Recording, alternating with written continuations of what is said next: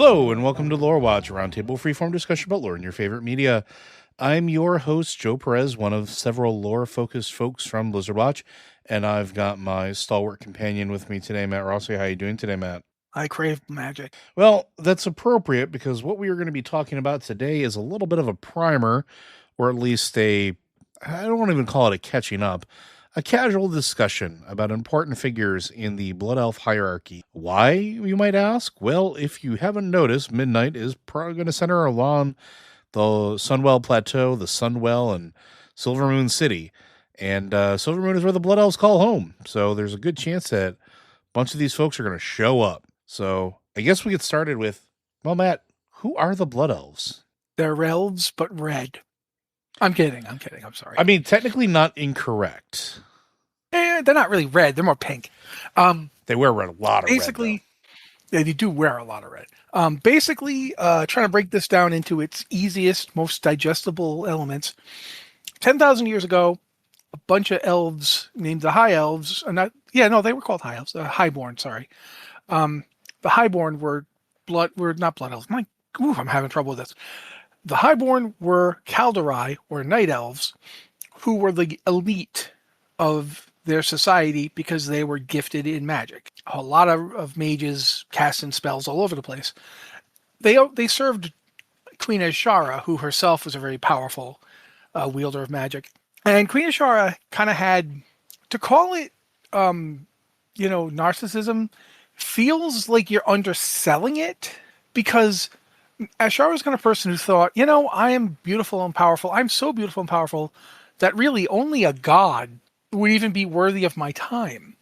So she essentially, when she met Sargeras, because her Xavius, her chief mage, was probing around the Well of Eternity and using it as a way to study other parts of the universe, she was like, yeah, this guy's okay. He's kind of on my level. Again, Sargeras, one of the Titans, and at this point, the leader of the Burning Legion. She and Xavius basically cooked up a way to get a portal open so that demons from the Burning Legion could come through, and most of the Highborne sided with her, but some were like, was already until the demons. Now I'm a little not so with you. Led by a guy named Dathramar, whose nickname was the Sun, he who walks by day.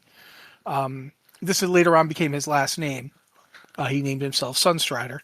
These Highborne joined up with the other Night Elves to oppose Azshara and Xavius and the whole deal where the world was going to get destroyed by demons. Thanks to Illidan Stormage blowing up the Well of Eternity and practically sinking most of Kalimdor, they succeeded in surviving what Azshara was going to do. Xavius ended up a tree. Sargeras ended up not being able to come through the portal. Things were, obviously a lot of people died and a lot of bad stuff happened, but at least the world didn't get eaten by demons. However, the Highborne, who were now very, very much isolated because the rest of their culture, the rest of the Night Elves were like, yeah, we're going to ban that whole arcane magic thing. That stuff's bad. We shouldn't do that anymore. And they were like, hey, it's not arcane magic's fault it was used like this. But they weren't getting listened to. So finally, Dathramar and a few of his friends were like, okay, you know what we're going to do? We are going to use our magic to create the biggest storm possible to get everyone to pay attention to us and understand that, arcane magic is not to be feared. Similar to, oh, hey, they're afraid of us, so we're going to punch them in the face. That'll cure. And so, as I think anybody who's thinking clearly would have understood, doing that upset the Night Elves, who banished the Highborne from their society. Dathramar and his followers were like, well, fine then. We don't need you. We're gonna go and we're gonna make our own kingdom. We'll play blackjack. And so they got on boats and they sailed across. And keep in mind, this was when the continent had just recently gone through the whole sundering. They didn't know what they were going to find when they got on the boats. They had no idea what was out there. They were just like, well, you know what? We have to use magic. We can't cope with this, so we're going to go. They ended up sailing across. They managed to avoid the maelstrom, which is at the time that was an accomplishment. And they ended up landing on what is now what we call Tirisfal, the Tirisfal Glades. They basically got off their boats, set up an encampment, And within a couple of weeks, they were like, no, we are out of here. We are not staying. We keep having horrible dreams. This place is cursed. And they didn't know it, but it's because one of the servants of the old gods, Zakajaz, was buried in Tirisfal. They were picking up on it. So they got out of Dodge, moved halfway across they were currently in what's now the Eastern Kingdoms. They moved until they hit a big forest up north. And the only problem that big forest had was that there were some trolls there. Now, they were Amani trolls. They thought themselves extremely powerful. They were dominating the entire north of the Eastern Kingdoms was under their control. But the then still calling themselves Highborne had magical ability in just tons of it. They were incredibly magically gifted. They carved their way through what was then the troll dominion, pushing them to what is now Zulaman. That was where they were left. They had that holdout. Everything else became the Highborne. They moved up and created the Sunwell.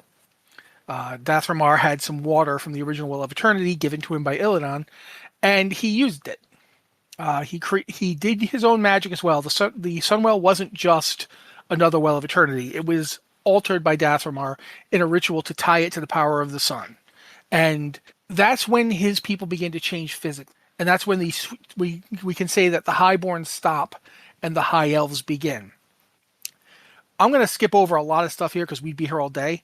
But after many, many years, the Highborn, who are now High Elves, allied with humans during the Horde invasion because of an old pact that they had signed with the humans when the humans helped the High Elves during the Troll War. So they basically fought Zul'jin during the First War, and as a result, they had the orcs and the trolls both fighting them. As a result of this, most of the Windrunner family got killed. Put a pin in that. We're coming back to it. Dathramar's son, Anasterion, was now king, and he had been king for a very long time at this point. Anasterian's son, Kael'thas, went to Dalaran to study magic, where he met Jaina Proudmoore.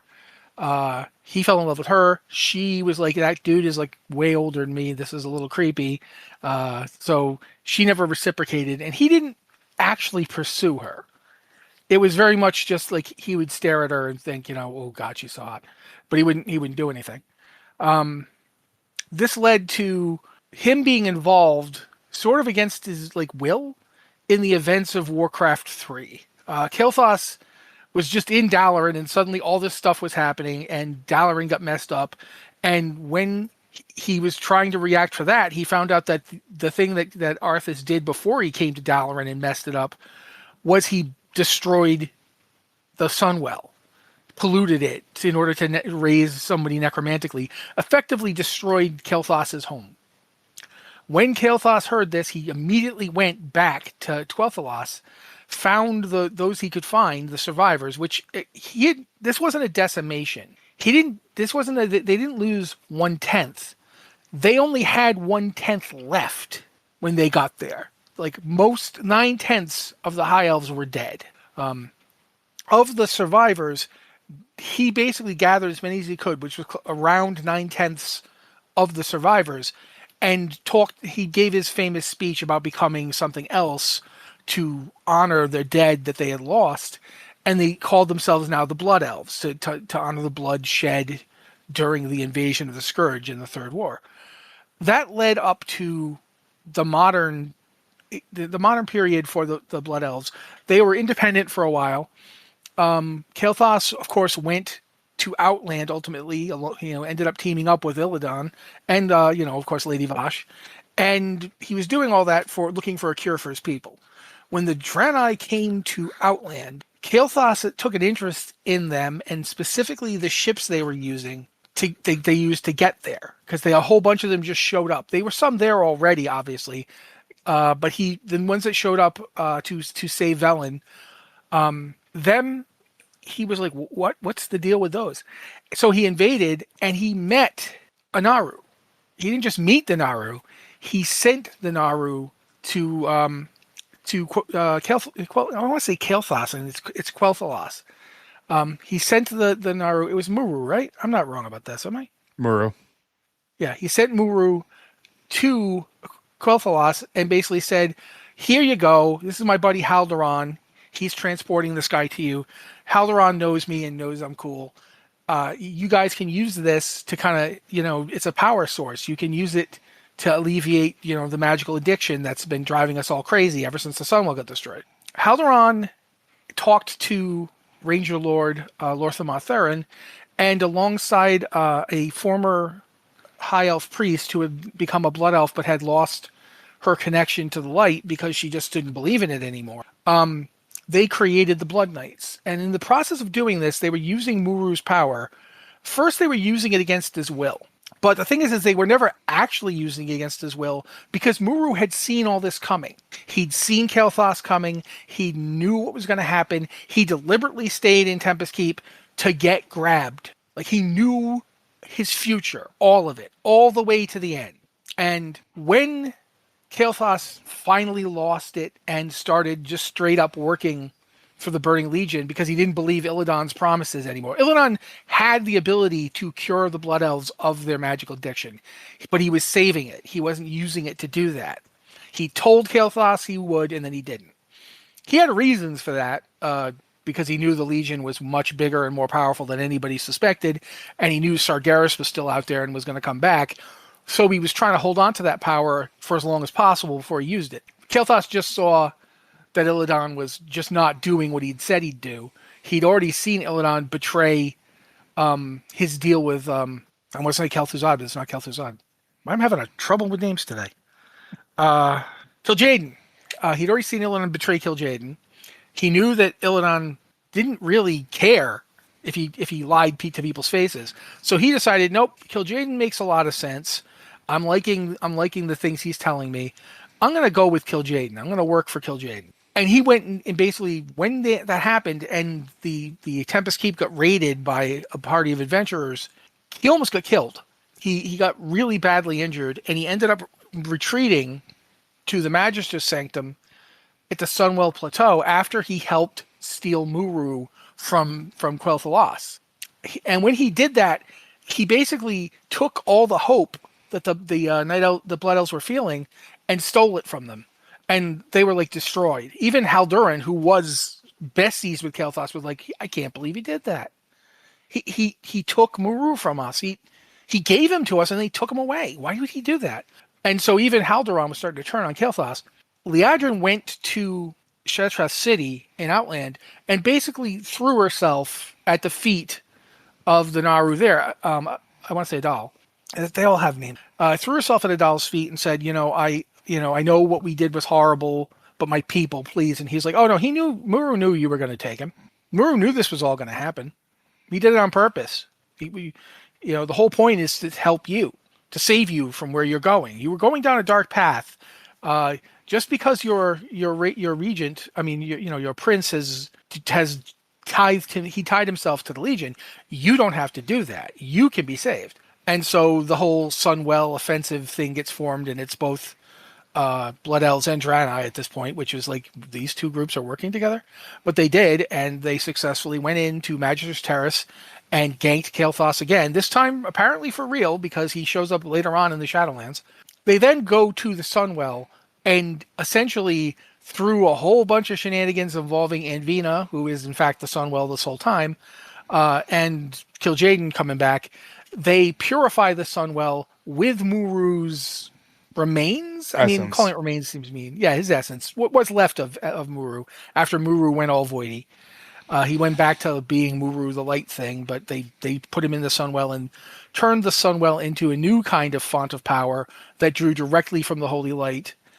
And that was kind of where things have been standing. They joined the Horde while this was all going on. So at this point, they were in the Horde. And there's been a bunch of stuff back and forth. Lor'themar married Thalyssra from the Nightborn. And now they kind of have like a two-city household where something like he's usually in Kel'Thalas running that. And she's off in... Oh, yeah, Silvermoon. He's in Silvermoon running that. And she's the one in Suramar running that. So, yeah, that's a Reader's Digest version. Yeah, I know this stuff I left out.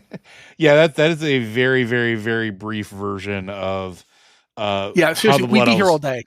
How the Blood Elves got here. And I think we're going to take some tidbits from there and talk a little bit more specifically about them, because there are some notable blood elves, or folks from this history that may make an appearance in here. In fact, we know two of them, and we'll talk with the two we know about for sure. First is Lor'themar Theron. So Lor'themar is the regent lord of Quel'Thalas. He is technically, and I'm going to air quote, ruler of the Blood Elves. Basically, he's more their mouthpiece than anything else. He tends to represent their interests more than act in accordance to like what a king or another ruler would be. There were many that asked for him to step up and become the king, and he refuses. It's not his idea or his ideal way to help his people. In terms of looking back, like he lived through essentially one terrible monarchy, a series of wars and bad decisions. He's seen what happened to his people when they were not considered. And despite Kael'thas saying that he did it for his people, most of the decisions he made were relatively selfish in the heat of the moment. He's better now that he's dead. Selfish or short-sighted, yeah. He's better now that he's dead and has had time to reflect upon his sins, but that's a whole other story. We'll get back to it at some other point. He is essentially, he is a king in all but name. He cares about his people. He wants to do the best for them. He makes sure that they are well defended as much as possible, and he is a very large diplomatic force when dealing with both the Horde and the Alliance. When we sieged Orgrimmar, he was right there with us. When we sieged, the wonderful world of the Broken Isles, he was there as well. Front and center, not afraid to get his hands dirty, because again, he remembers the Scourge invasion. He was there. I believe that, I don't know if I remember if that's where he got his eye taken, or if I don't remember either. I can't remember where that happened. The first time I saw him was in the comic, the manga. Yes. And he didn't have it then. So, and he also went through all of this as the second in command to Ranger General Sylvanas Windrunner, who, yes, she was the Ranger General of Silver. So he is a very important figure. He is somebody who has dealt with so many different things and all the different aspects of Blood Elf life. And I'm skipping so much because he's just he's a very complex but very, I feel, underutilized character, that the first time we're seeing him is in Defense of the Sunwell, and we haven't seen him in quite a long time. But he is a brilliant tactician, a brilliant statesman, and I mean, he got to get married and actually have a wedding where, most of the folks in World of Warcraft that are NPCs that decide to fall in love, usually their relationship gets fridged somehow. So he's made it out of there. But again, he represents a more modern view of Blood Elf society, right? He doesn't hate magic, but he doesn't want to rely on it. He doesn't, think that everything in sunshine and roses.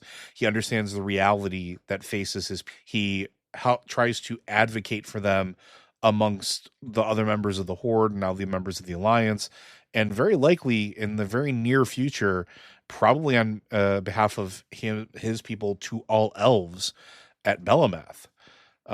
When all the elves eventually convene, because it does seem like we are getting to that direction. I'm probably missing a bunch of stuff with him.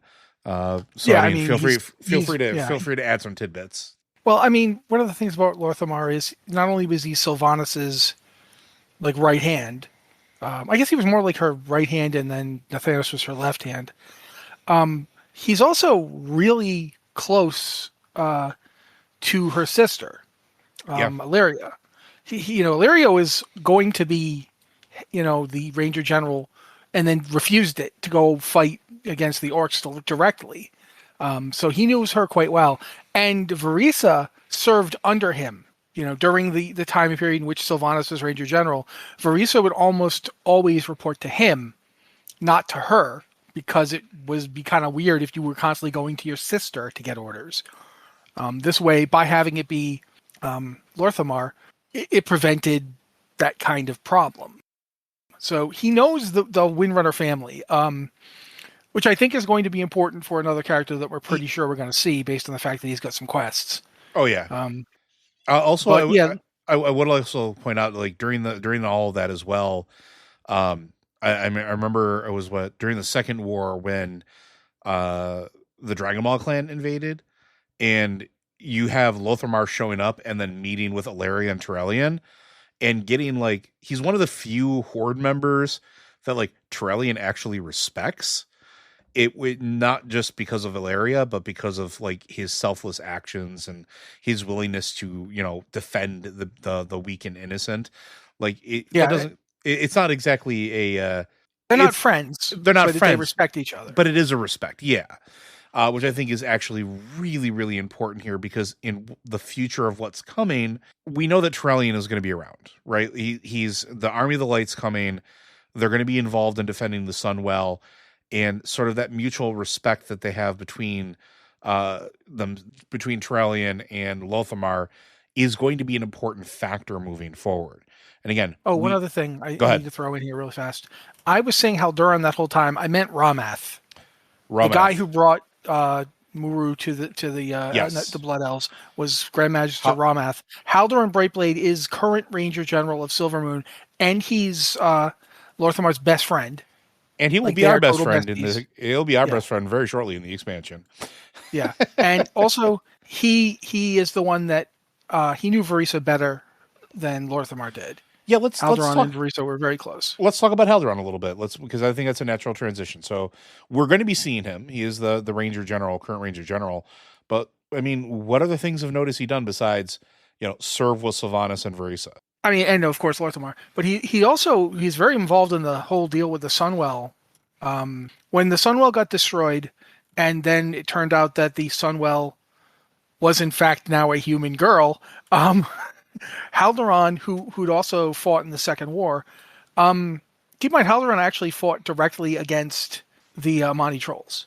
Oh yeah, and Halduran was one of the people, like alongside Lor'themar, he was one of the people who was recruited by Ilaria when she was mobilizing the forces to fight against the Amani, and she's the one who brought.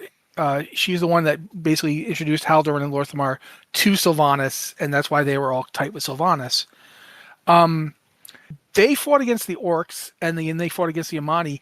Halduran might have been there when Zul'jin got his eye taken out, because Halduran's one of the Blood Elves who you see back when he was a High Elf capturing Zul'jin. That's him. He's one of the people who's there. Yeah. So yeah, Zul'jin went through some stuff, and Halduran might have been one of the people doing it. So that's important. I don't know if they're going to deal with that. I certainly don't know how much Halduran would regret that. Quite frankly, the Amani trolls spent a lot of time messing with the High Elves, who then became the Blood Elves. I don't think Halduran's that likely to care.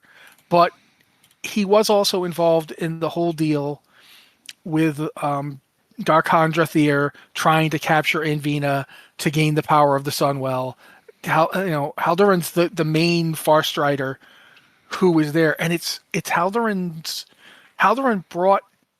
confronted Sylvanas at that time, and that they ended up working together. Like, he's like, you have to get out. You can't be here. We don't trust you. And she basically just kind of looked at him and said, Halduran, come on. And he's like, yeah, you're right. And then they worked together.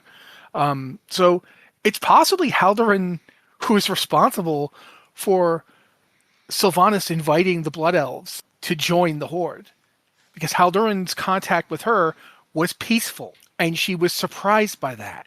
Halduran didn't reject her because she was Scourge. I mean, he didn't like that she was Scourge. And of course, obviously, he wasn't Scourge anymore. She was Forsaken. But to him, when he met her, he didn't know that there were two different factions of undead. He just saw a Scourge there. But he still listened to her. He still gave her that chance. In a real way, I think Halduran is one of the few people on Azeroth who could be trusted to be neutral in dealing with a returned Sylvanas. Yeah, and I think he would make his own decisions on that. And I think that's important because, and there's a couple other characters we're going to talk about, but I am going to move over to Sylvanas real quick. And the reason being is we know and we have confirmation that we have not seen the last of her, that her story is not done. We don't really have much more than that because that was during a dev interview at the reveal of Midnight. We don't have any like explicit details beyond that because they really aren't allowed to talk about the story so far. But there's a really, really good chance that all three Windrunner sisters are going to converge back at Silvermoon. I mean, it is the ancestral home of their people. Sylvanas has a lot to atone for, but there is one thing that she has always been very keen on, and that is saving her people. She has, and I think that in this particular case, I think Haldoran is going to be the one most likely to extend the hand because her sisters don't trust her. They know her. They know what happened to her. Lor'themar is absolutely not going to trust her, at least not at first, and with good reason. He has every reason not to. Lady Liadrin is not going to, which we'll talk about her in a few. Not going to trust Sylvanas. Sylvanas is still anathema to her, what she stands for, and honestly represents again like a dark time for their people. But Haldoran, I think you're right. I think he'd be capable of looking at it. Maybe not neutral is not the best way to say. He would be willing to listen. He would be objective about it. Yeah. He's not going to throw his people under a bus for her, but he is willing to let her talk before he makes a decision. He did it the last time. He'd do it again because I want to say this about Haldoran. Unlike Lor'themar, who is kind of tortured by having to be the regent, he doesn't like it. It's kind of a pain for him to have to step into that role. He sees himself as a military man. He's not a politician. He's not a king and never wants to be. Despite being very good at it.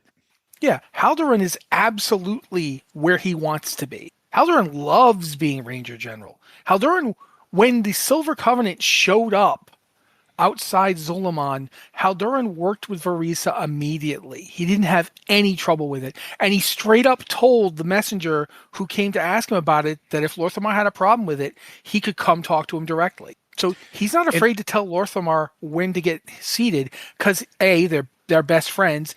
He never speaks to Lor'themar with disrespect, but he also won't be spoken to with disrespect.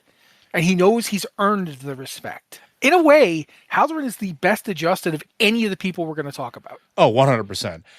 He got where he wanted to be. He does things the way he believes they should be done. He's never reactionary. He knows that high elves are still his people, even though he's a blood elf. He is in very real ways. He is possibly the most comfortable in his skin of any of the people we're going to talk about. And at the same time, he is willing to take help. Which I think that right there, I think that's the important bit too, because it's that pragmatism. He, like you said, he's right where he needs to be. He's a Ranger General for a reason. And it's not just because Lor'themar doesn't want the title anymore. And it's not just because the Windrunners are off in weird various corners of the universe. No, absolutely. He is the best candidate. He is the best candidate. He has earned that role. And if there was somebody better, and as he's proven in the past with Alaria, he's willing to follow the law, like somebody stronger than him or better suited for it. Absolutely. But yeah, and to the point where if somebody has a better idea, Haldoran will listen to it and go, okay, that's a good idea. We'll do that. But in their darkest hour, if Sylvanas Windrunner comes over the cresting hill with a bunch of Dark Rangers with her, and remember, the Dark Rangers are Blood Elves, Kaldori, they are elves that were raised into banshees, then shoved back into their bodies. They're still their people. We've already seen them accepted into Belamath, at least somewhat. We don't know the full extent of it because we haven't really gotten that far into like that reintegration. Yeah. But there's a whole thing where you stay around and they talk about, I can't believe they let us back here. This feels good but weird. Like I'm paraphrasing, but like there's a bunch of like the Dark Hunters that you can go and see that with. But if she shows up with an army of some of the most skilled warriors to die in battle and then be raised into a more durable form, he's not going to say no if they're fighting on his side. And he may tell other people to stuff it until they're all alive and, dealing with cleanup. Then they can go have their petty squabbles.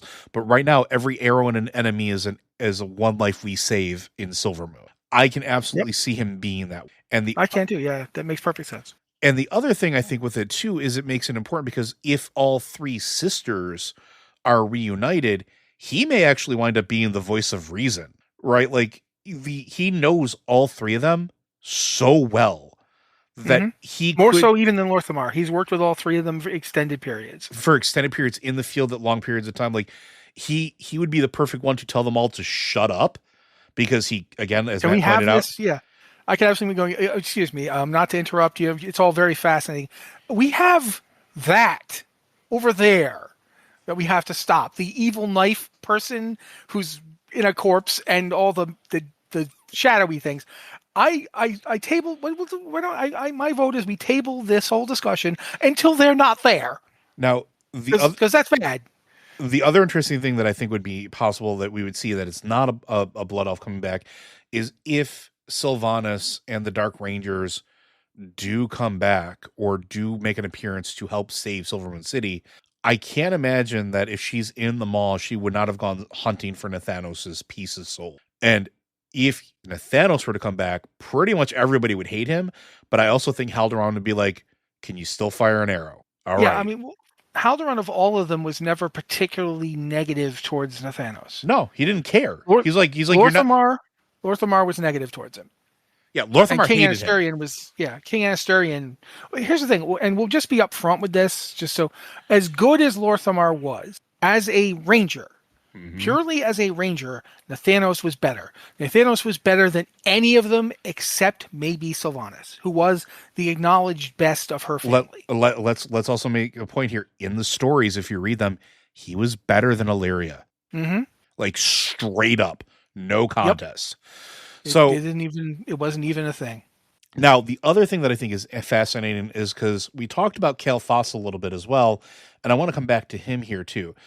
When we were in Shadowlands, we learned that Kael'thas was essentially being treated as one of the old reliables, somebody who wore their sins with, and would not let go of them. With a weird exception, when you start going through and doing the encounter, you might think it's pride that's his sin that he can't let go of. And it's really not that. It's guilt. It's guilt at his failures, guilt at letting his people down, guilt at not being the king that they needed or the prince, not being able to see clearly, being clouded in judgment, all leading to the destruction, or at least in his mind, the near destruction of his people multiple times. But now that we get to spend time with him in the Maw, if you are doing the quest lines with him, you're walking that back a little bit. And he's starting to unravel his trauma. And he's still in the Shadowlands. But there's something that I think has been very interesting this expansion, especially as we've, in the War Within, as we've learned about the Ethereals and the Brokers, they can take things out of the Shadowlands. Yeah, they have a straight up portal into it. That's theirs. They can take things out of the Shadowlands that aren't necessarily supposed to be taken out of the Shadowlands. There's an even chance that Kael'thas makes an appearance as well in the defense of the Sunwell. And it may not be initial, it may not be at front, it may be one of the crescendo moments midway through the expansion, but I could absolutely see Kael'thas making an appearance, looking at Lor'themar, nodding, and just blowing stuff up with his amped magic, because as powerful as he was when he was alive, he's more powerful now that he's dead. Dude is pure anima, and he knows how to wield it. And I mean, quite frankly, it might be the only situation wherein you could end up with Lor'themar Theron as the king of the Blood Elves. Because we all know that the real reason he's holding himself back isn't... all the other stuff he says is good and true and all that. The real reason is he just doesn't think he's... Yeah. He's not royalty. He's not even a mage. No, he was And he was not even a noble family, right? Like not even part yeah, of the nobility. yeah, he was just a soldier. And the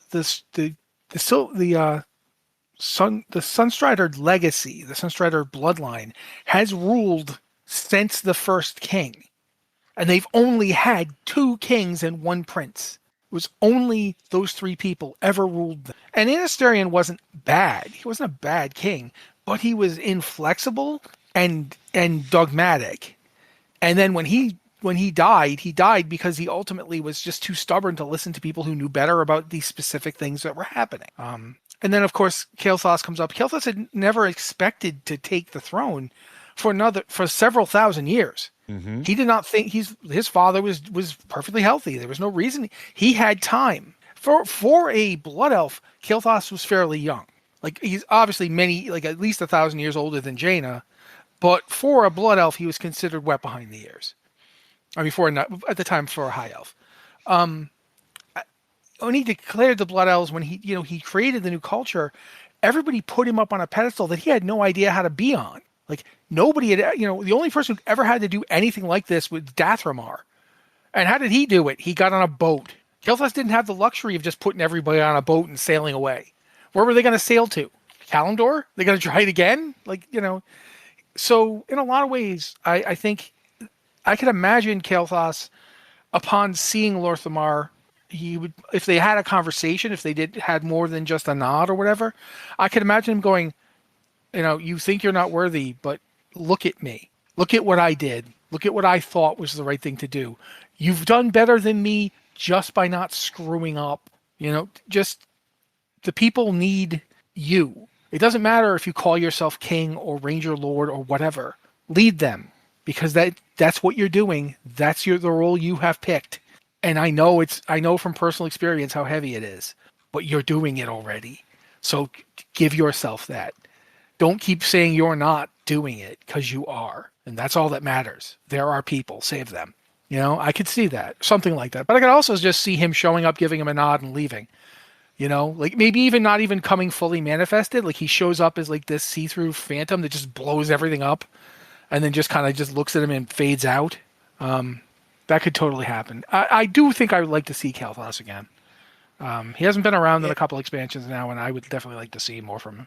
And among that same line, there's another one that I think a lot of people will not think of that also ties in with Kael'thas, that there is, if we're pulling people out of the Shadowlands, may also ride at the side of Sylvanas or possibly even Kael'thas, and that's Lady Vashj.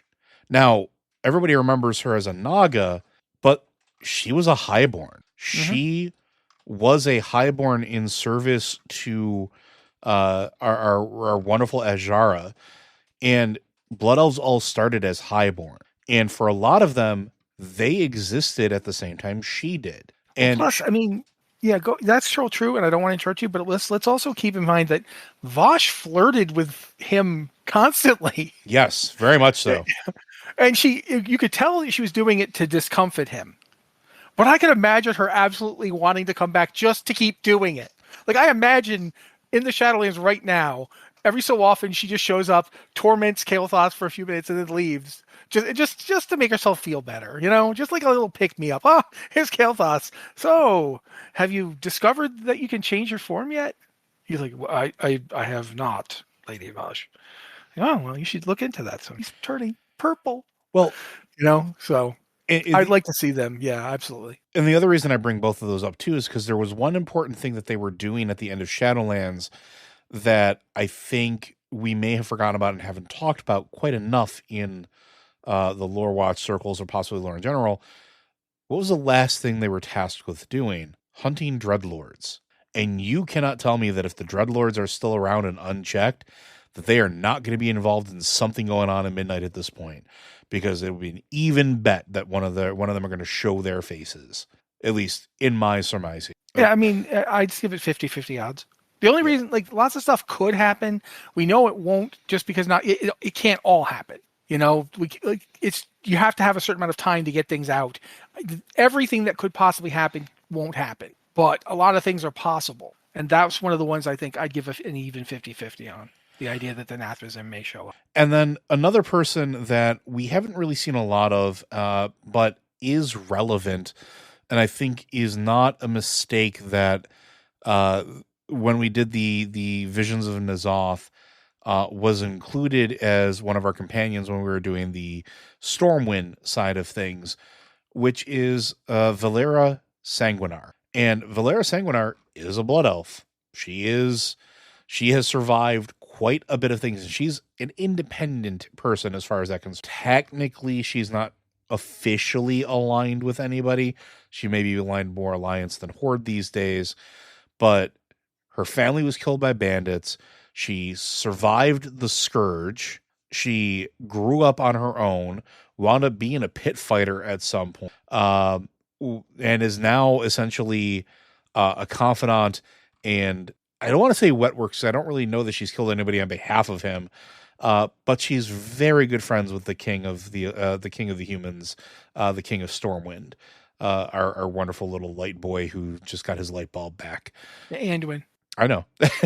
I know you know. I'm just telling people. Gotta tell them it's Anduin, man. You can't keep talking. But she might also make an appearance, because one of the things that I think not really shown in the combat situations of Azeroth as often is that the services of an assassin and a thief is often very beneficial in a war, because they can get places you can't. They can take out key pieces of leadership that you might not be able to get in a frontal assault. And even more importantly, they can act as informants. And one of the things that I think is going to be very important in the coming war and siege on the Sunwell is information. And whether or not she wants to live in Silvermoon, they're still elves, they're still her people, and there's a very good chance that she makes an appearance. Maybe not as directly involved as some of the others, but I'd give it an even shot. I don't know how you feel about that one. Well, there's actually another thing about that I've always... There's another Sanguinar. There's another blood elf named Sanguinar. Okay. And I don't know if he's still alive. I don't even know if he's ever actually popped up in World of Warcraft, but he was a Warcraft character. And I would actually like it if the reason the Alliance shows up to help, because we know they're going to, if you're playing an Alliance character, you're still going to be going to Silvermoon. You're still going to be helping during it. One of the reasons that might happen could just be Valeria straight up going to Anduin and saying, yeah, they don't want to talk to you directly and make it look like they're trying to make you obligated, or for that matter, to get more obligation, because their family and your family already kind of have a lot of that. But I'm kind of not asking you to come help us, but I'm not asking you either, because she would be a really good back channel connection between the Blood Elves and the Alliance. She knows a lot of Alliance people. She's got influence because she was very close friends with Varian Rin, and now she's close friends with his son. I think that it would actually be a good way to get the Alliance involved in this, and also a good way to get her involved in Blood Elf culture. She doesn't know much about being a Blood Elf. No, which I think is interesting, because I think her furthest ancestry that I think she was able to trace back was, I think it's Relfthra or something like that. It was a member of the order that essentially, the Order of Tirisfal, and served actually with Egwene. I can never pronounce that name right. I'm sorry. When she was the Guardian, and I believe Valera found stuff that linked her to that as a very distant ancestor. So her family has a history of being involved in very high-profile magic confrontations. And I looked it up because I remembered who it was. Lord Sanguinar's one of the 4 Blood Elves that's helping Kael'thas during the fight in Tempest Keep. That's right. So, I mean, he might be dead, canonically, but if he is, if Kael'thas comes back, why can't he bring his 4 counselors with him? That's true. Although we don't know And if that's just a household name, if there is actually like a relation there or not. But yeah, no, that'd we be have no really idea. But interesting. then again, for that matter, imagine if she was just one of the servants of his family, or her family was. There's a lot of possibility there. He doesn't have to show up, but for that matter, they could just find out that she exists, and you're like, well, you're the last one alive that we know of. Welcome to you're now the lady of House Sanguinar, and they'd be like, what? Like, what House Sanguinar? No one told me about a house. There is a lot of potential for Valyria Sanguinar. Valyra, not Valyria. I'm sorry, Valera. Valyra Yep. Sanguinar. A lot of potential there. The fact that she's so entwined in a lot of stuff. The fact that she doesn't remember who Medon was. That's a joke, but come on, guys. You got to give me the Medon joke. Yeah, I honestly think it could be really. Plus, she knew Meryl Firestorm there, and he actually cured her of being infected by Fel. So, in a weird sort of way, she's also got ties to like the Forsaken. Not that he's a Forsaken, but he does kind of do consulting work for them now. So yeah, there's a lot of little places she could end up. So And she's a blood elf, so yeah.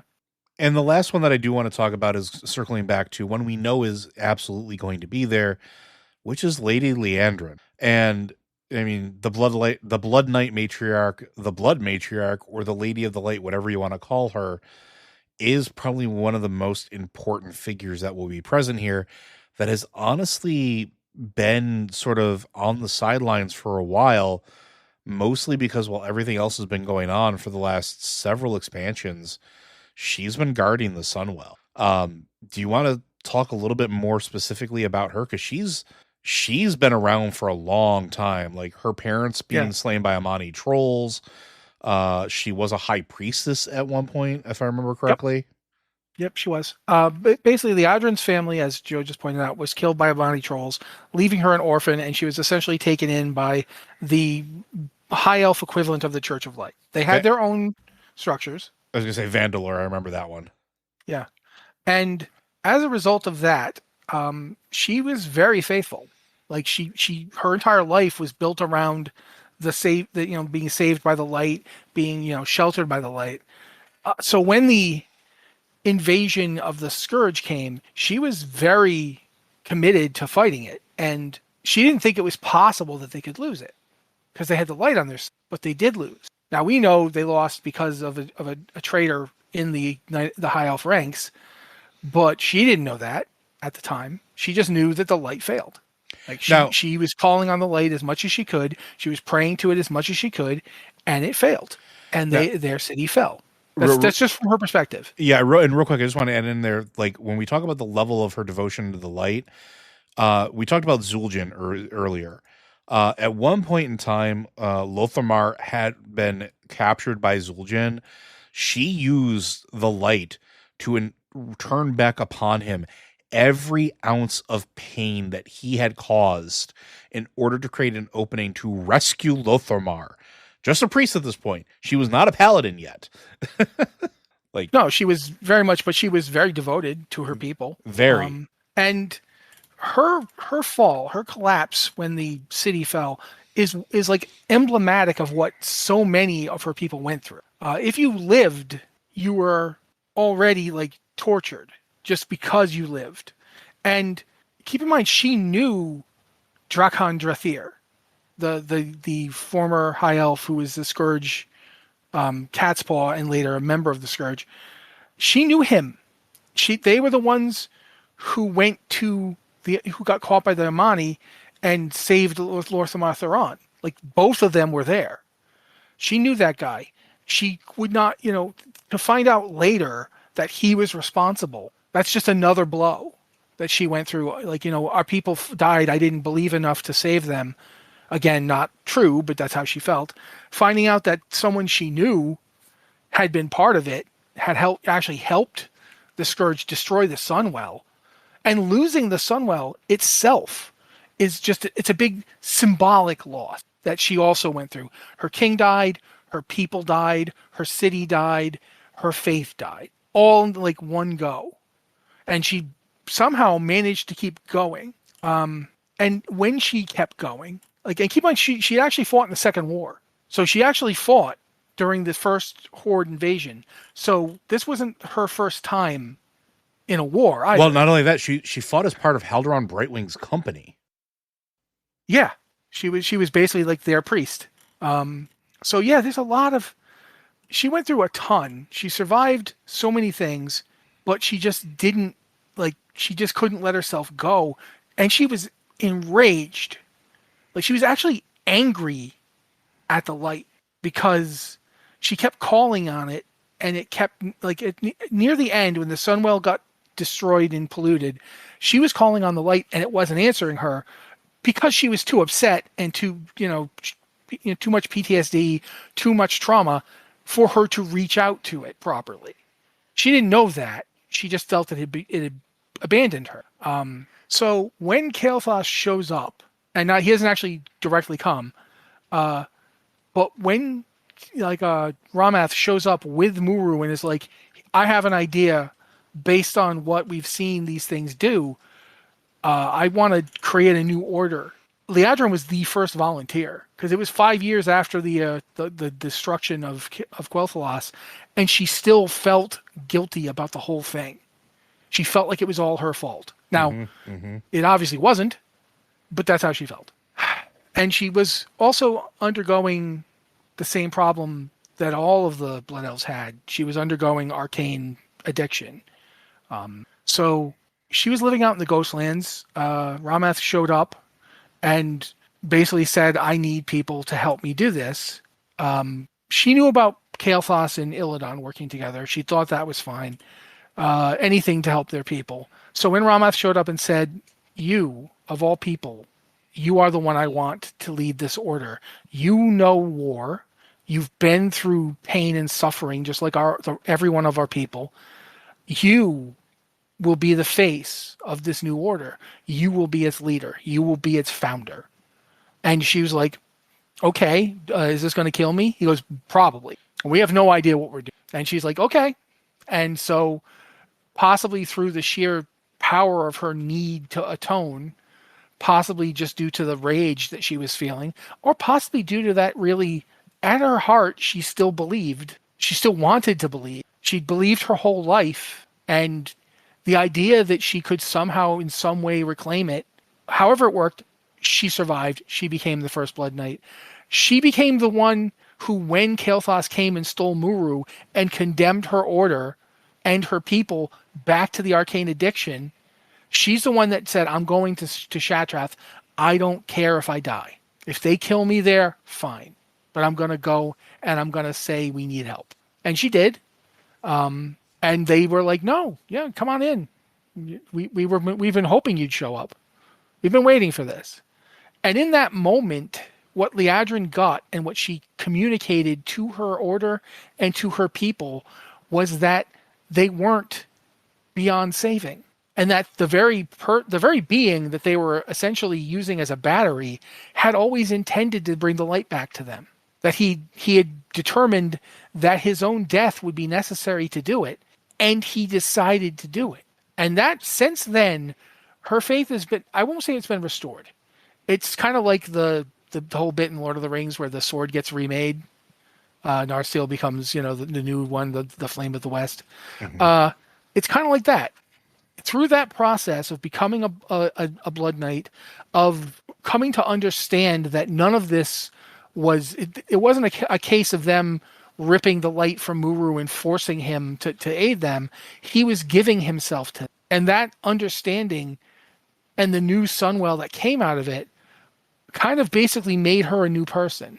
She was everyone she'd been, but now she was like, if you took them all and like hammered them like layer by layer, like you were making a sword and you fold it over and over again to get out any of the weaknesses or impurities, she's been hammered.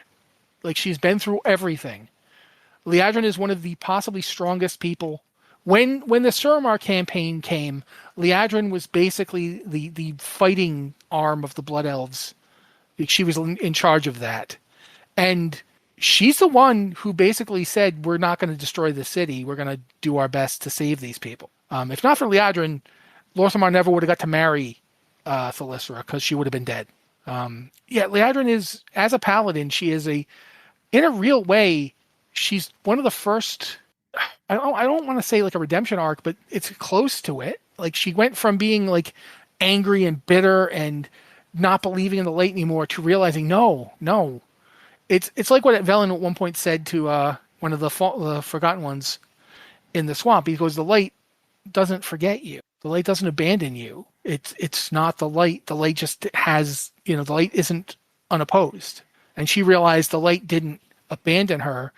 It was her pain that made it impossible. You had to get through. It's actually, of all people, I think Liadrin could understand Anduin better than almost anyone. I would agree with that. And the fact that they haven't had a face-to-face, I think is tragic. Yeah, I think the two of them could really understand each other. Like I can imagine her, talking to him and he's explaining what happened to him in the Arathi area. And she'd be like, "Yes, I remember when I finally realized that the light was always still there. That it was me, that it was my pain that got in the way. It wasn't the light turning its back on me. The light doesn't turn its back on you." And that's, those two. I would like it if they got time together. I don't think they're going to, but I know Liadrin's going to be in this expansion because she's in the cinematic. They don't put you in the cinematic and then not have you there. Yeah, she's going to be a key figure going forward, and I think. For me, the interesting thing is going to be to see the interactions that she's going to have, because she is a completely different person than she was. One other thing I do want to end on before, because we're sort of at time here, is we don't know this for sure, and this is a speculative point that a lot of people have coming to a conclusion, is we haven't really had a death yet that has been significant, besides the temporary loss of Khadgar, really truly in the War Within, and this trilogy. And the thought, or at least people are speculating, that as this is the midpoint of the trilogy, and thusly can be assumed to have some of the highest crescendo moments, that we're going to lose somebody. And a lot of people are speculating that it's going to be somebody that is related to the elves. Some folks are trying to claim that it'll be Sylvanas' last hurrah, and she'll get a final death. Some folks are saying that it's going to be Lady Liadrin, or that it'll be somewhere along the lines of possibly maybe Lor'themar themselves. But I'm curious if you have any bets on it, because I have a bet, or at least I think I know who I think would be the most likely if it does happen. But I'm curious if you have somebody that you would think would be the most impactful. Arator. Really? Yep. What's our favorite knife been trying to do since the beginning of the War Within? Yeah, that's fair. She's been trying to get Valeria to... No, Ilaria. No, you're right. Yeah. It was Ilaria. You're right. So many area names with these elves. Yeah, elves like that noise. Yeah. Trying to get her to essentially become her. Yeah. And we've seen one future where Ilaria goes full void, and what happened? Arator died. Well, she kills Arator, or at least sacrifices them or gives them to N'Zoth. But it's the loss of Arator that always breaks her. Since she had Arator, she has spent a lot of time away from him because of the various wars she was involved in. But it also feels like she's deliberately spent time away from him. Yeah, and she thinks if she's around him, he'll die. Because what happened to practically everybody else she was related to? Yeah. They died, including Sylvanas. She only has one sister left, and that sister keeps getting herself in danger. So yeah, no. If she lost Arator, it would be like losing her family all. See, now you mentioned that, and that some folks have been bringing that up too. Here's my thing. I think that the death is going to be caused by an attempt on Arator's life. And I think it's going to be Haldoran that dies. And I'm not saying this because I want him to die. I want him to stick around. But his death would be the most likely unifying cause to rally and fight back, at least as far as I'm concerned. Like, we talked about him being the one that would most likely welcome those in. But him welcoming outsiders in, or that help from others, isn't going to ease those tensions. There's still going to be those rivalries. There's still going to be those deep-seated mistrusts, the I can't trust you, I saw, you're not even alive anymore type, or any of those debates. But if he's the one that dies, he's the one they all respect. He's the center point. He's the one that they all trust, or at least have respect for, right? And if he dies, he could be the unifying death that they forget about they finally let their baggage go long enough to actually deal with the threat, instead of having a weird drama screaming moment like it was an MTV show in the 90s in the middle of like Silver Moon. So I mean, it could totally be like one of the situations where she basically kills him thinking it will fracture them. maybe, Because but that makes sense. He's the glue. If you get rid of the glue, people aren't being glued together anymore. Not remembering that sentiment is often stronger after you lose someone. When Saldarin's dead, it's possible that everyone would do exactly what you said. They'd rally, if only to try and kill her. Yeah. Because she killed Haldoran. It's like, you don't kill Haldoran. And Haldoran, who's like the one who managed to keep being positive and friendly through the second war, the third war, everything. Haldoran's been the one guy who's like, no, we can work together. You kill that guy. I mean, yeah. So who knows? It is possible. I still think it might be Arator, though, or at least an attempt will be made on Arator for sure. Yeah, I think that's. I think you're right on that. I think that's a given. How that finishes will. But I think that's going to do it for today. Thank you for joining us on our journey here, and I do want to remind you that Blizzard Watch is made possible due to the generous contributions at patreon.com/BlizzardWatch. Your continued support means that this podcast site and community is able to thrive and grow. Blizzard Watch supporters enjoy exclusive benefits like early access to our podcast, better chance of having your question answered on our podcast with a Q, and an ads-free site experience.